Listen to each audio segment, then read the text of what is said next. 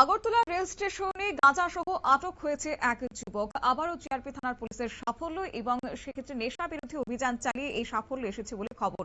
অভিযানে 12 কেজি 465 গ্রাম গাঁজা সহ এক যুবককে আটক করা হয়। জিআরপি সূত্রে খবর, আগরতলা রেল স্টেশনের 1 নম্বর প্ল্যাটফর্ম সংলগ্ন পার্কিং এলাকায় অভিযান চালানোর সময় সন্দেহজনক অবস্থায় এক যুবককে আটক করা হয়। তার সঙ্গে থাকা আকাশী রঙের একটি ট্রলি ব্যাগে তল্লাশি চালাতে উদ্ধার হয়েছে বিপুল পরিমাণ গাঁজা।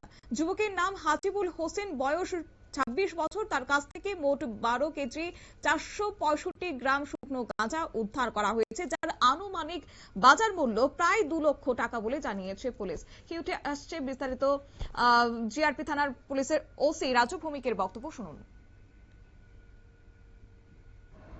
আজ 8/8/2026 ইংরেজি তারিখ দুপুরবেলা আমাদের আগরতলা জিআরপিএস এর সাব ইন্সপেক্টর পঙ্কজ কুমার দাস এবং অন্যান্য স্টাফ মিলে অন্যান্য দিনের মতো চেকিং এ বের হয়। বের হওয়ার পর তারা যখন 1 নম্বর প্ল্যাটফর্মে চেকিং করছিল, তখন হঠাৎ করে লক্ষ্য করে যে একটি কম বয়সের ছেলে একটি ট্রলি ব্যাগ নিয়ে মেইন গেট দিয়ে না প্রবেশ করে অন্য একটি রাস্তা দিয়ে প্রবেশ করেছে। সঙ্গে সঙ্গে ওই সাসপেশন ভিত্তিতে আমাদের স্টাফ তাকে আটক করে এবং তার ট্রলি ব্যাগ থেকে তল্লাশি করে সর্বমোট 12 কেজি 465 গ্রাম অবৈধ গাঁজা উদ্ধার করতে সক্ষম হয়, যার বর্তমান কালোবাজারি মূল্য হবে প্রায় 2 থেকে 3 লক্ষ টাকা। সঙ্গে সঙ্গে আমরা তাকে আটক করি এবং তার কাছ থেকে ওই গাঁজাগুলা বাজেয়াপ্ত করি। প্রাথমিক তদন্তে সে জানায় যে সেই এই গাঁজাগুলো সিপাহীজলা ডিস্ট্রিক্ট থেকে এনেছে এবং ট্রেনের মাধ্যমে সেগুলো বহিরাজ্যে নিয়ে যাওয়ার উদ্দেশ্যে এখানে এসেছে। আমরা তার বিরুদ্ধে একটি সুনির্দিষ্ট ধারায় এনডিপিএস মামলা গ্রহণ করেছি এবং বর্তমানে তার ইন্টারোগেশন চলছে।